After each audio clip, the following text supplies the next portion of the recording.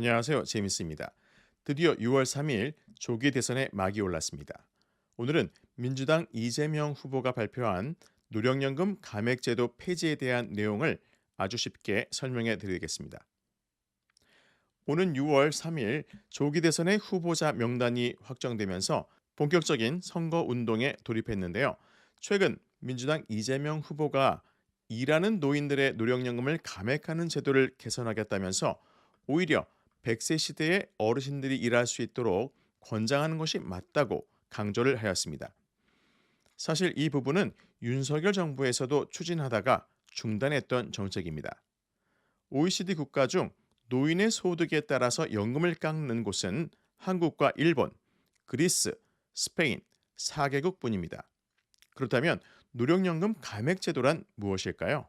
노령연금 감액제도의 폐지에 대한 내용을 설명드리기에 앞서서 노령연금과 기초연금에 대해 정리를 해보겠습니다. 먼저 기초연금은 대한민국 국적을 가지고 국내에 거주하는 만 65세 이상 소득 하위 70%인 분들이 받을 수 있는 연금이고 2025년 현재 34만 2,510원까지 받으실 수가 있습니다.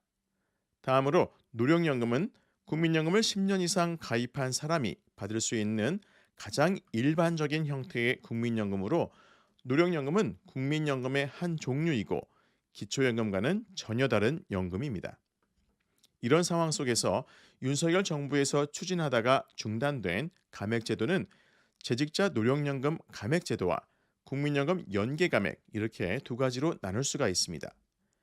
먼저 최근 이재명 후보가 개선을 약속한 재직자 노령연금 감액제도는 노령연금 받는 수급 개시 시점에 소득이 있는 다른 업무에서 일한다면 수급 개시일로부터 5년간 노령연금이 최대 50%까지 감액되는 것을 말합니다. 좀 더 쉽게 말씀드리면 노령연금을 받을 시점에 근로소득과 사업소득의 합계가 2025년 기준 309만 원을 초과한다면 국민연금 개시 시점부터 최대 5년간 노령연금의 최대 50%까지 감액될 수 있는데 이것이 바로 재직자 노령연금 감액제도입니다. 하지만 제5차 국민연금 종합운영 계획에 포함되었던 노령연금 감액제도의 폐지가 윤석열 정부의 국민연금 개혁안에는 삭제된 것으로 나타나서 충격을 주고 있습니다. 최근 급속한 노령화로 인해 퇴직 후 일하는 노인이 급증하고 있는 시대의 흐름과 전혀 맞지 않는 제도라는 지적이 이어지고 있는 가운데 2024년 6월 기준 재직자 노령연금 감액 대상자는 이미 12만 명을 넘어서면서 가파른 증가세를 보이고 있습니다. 국민연금과 기초연금에 관련된 감액제도 두 번째는 국민연금 연계감액제도입니다. 사실 기초연금은 박근혜 정부 출범 초기인 2014년 확대 시행되면서 소득 하위 70%에게 월 20만 원을 지급하기 시작해서 2018년도부터 월 25만 원으로 오르는 등 단계적으로 매년 물가 상승률을 반영해서 인상이 되었고 2021년에는 30만 원을 거쳐서 2025년 현재 34만 2,510원까지 받으실 수가 있습니다. 하지만 기초연금에는 국민연금 가입자에게 굉장히 불리한 조항들이 있습니다. 국민연금 가입 기간이 길면 길수록 기초연금을 더 많이 깎는 이른바 기초연금과 국민연금의 연계 감액인 국민연금 연계 감액이 바로 그것인데요. 윤석열 전 대통령이 지난 대선 당시 국민연금의 미세 조정으로 어르신들의 피해를 최소화하겠다고 공약했었지만 제대로 시도해보지 못한 채 탄핵이 된 상황입니다. 2025년 현재의 국민연금 연계 감액은 국민연금을 51만 3,760원을 초과해서 받으면 기초연금 34만 2,510원의 50%인 17만 1,250원까지 감액하는 제도인데요. 예를 들어 국민연금을 50만 원 받으면 기초연금이 감액되지는 않지만 60만 원일 때는 5만 원 감액, 70만 원일 때는 6만 5천 원 감액, 80만 원일 때는 7만 5천 원 감액, 90만 원일 때는 9만 원 감액, 국민연금이 100만 원일 때는 기초연금이 약 9만 7천 원까지 감액이 되고 있습니다.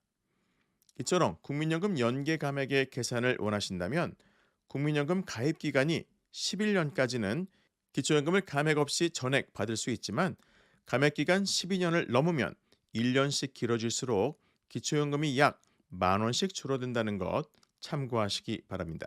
이런 까닭으로 기초연금과 국민연금을 동시에 받는 수급자가 매년 증가하면서 연계감액 수급자는 2014년 14만 3천 명에서 2025년 기준 70만 명을 넘어섰고 감액 금액도 월 평균 9만 원으로 급속히 증가하는 추세를 보이고 있습니다.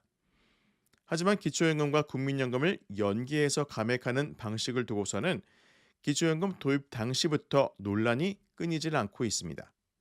실제로 기초연금을 40만 원까지 인상한다면 국민연금 가입을 중단할 의향이 있다는 비율이 33.4%이고 국민연금 연기 감액 제도가 비합리적이라는 의견도 49%에 이르고 있는 상황도 연계 제도 개선을 압박하는 요인이라고 할 수가 있습니다. 이 밖에도 이재명 후보는 기초연금을 부부가 동시에 받으면 무조건 20%씩 감액하는 부부 감액 제도를 단계적으로 줄이겠다며 어르신 부부가 좀 더 여유롭게 지낼 수 있도록 돕겠다고 발표를 했고 간병비 또한 개인이 아닌 사회가 함께 나누어 간병으로 인한 파산의 걱정을 덜어드리겠다고 밝혔습니다. 이와 같은 간병비 공약은 민주당의 지난 총선 1호 공약이었고 이는 국민의힘도 당시에 환영한다고 했으므로 이번 대선 과정에서도 큰 이견이 없을 것으로 예상이 됩니다. 오늘은 민주당 이재명 후보가 발표한 재직자 노령연금 감액제도 폐지에 대한 내용을 설명해 드렸는데요. 6월 3일 조기 대선이 다가올수록 각 당 후보들이 기초연금을 포함한 어르신들께 도움이 될 수 있는 민감한 공약들을 경쟁적으로 발표할 것으로 보여지고 있고요. 그 상황 속에서 각 후보들의 공약 내용을 철저히 검토하셔서 합리적 결정을 하시길 바라겠습니다. 오늘도 제임스와 함께 해주셔서 감사드리고요. 다음에 더 좋은 내용으로 여러분들을 찾아뵙도록 하겠습니다. 늘 건강하시고 행복하세요. 감사합니다.